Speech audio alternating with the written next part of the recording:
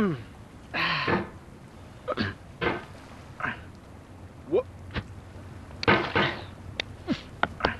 Oh.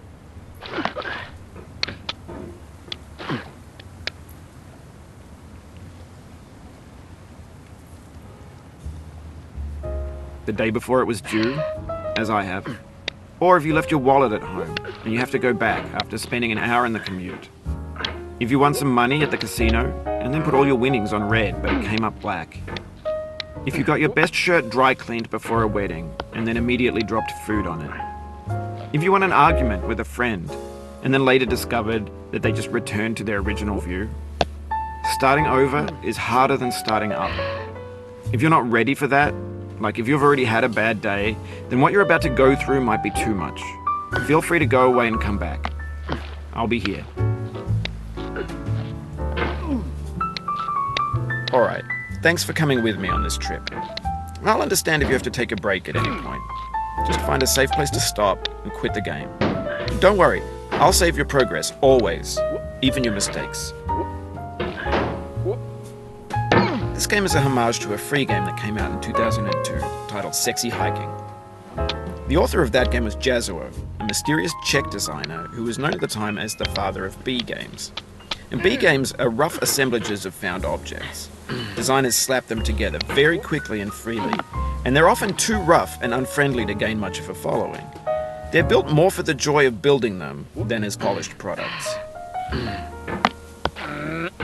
In a certain way, Sexy Hiking is the perfect embodiment of a B game. It's built almost entirely out of found and recycled parts, and it's one of the most unusual and unfriendly games of its time. In it, your task is simply to drag yourself up a mountain with a hammer. And that act of climbing, in the digital world or in real life, has certain essential properties that give the game its flavor. No amount of forward progress is guaranteed. Some cliffs are too sheer or too slippery. And the player is constantly, unremittingly in danger of falling and losing everything. Anyway, when you start Sexy Hiking, you're standing next to this dead tree that blocks the way to the entire rest of the game. It might take you an hour to get over that tree, and a lot of people never got past it. You prod and you poke at it, exploring the limits of your reach and your strength, trying to find a way up and over. And there's a sense of truth in that lack of compromise. Most obstacles in video game worlds are fake. You can be completely confident in your ability to get through them once you have the correct method or the correct equipment or just by spending enough time. In that sense, every pixelated obstacle in Sexy Hiking is real. The obstacles in Sexy Hiking are unyielding, and that makes the game uniquely frustrating.